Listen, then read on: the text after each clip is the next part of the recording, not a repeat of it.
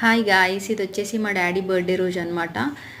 మా daddy birthday ఎప్పుడు ఇంట్లోనే సెలబ్రేట్ చేస్తుండే, బట్ ఇట్లా స్పెసిఫిక్గా బయటికి వెళ్ళి డిన్నర్ చేయడం అనేది ఎప్పుడు చేయలేదు.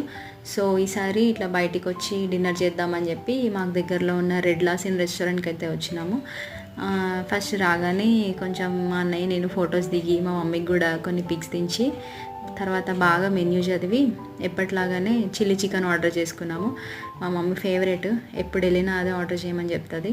అండ్ మీరు కూడా ఎప్పుడైనా రెడ్ లాస్కి వెళ్ళినప్పుడు చిల్లీ చికెన్ ఆర్డర్ చేయండి, బాగుంటుంది. క్వాంటిటీ కూడా ఎక్కువ వస్తుంది అనమాట.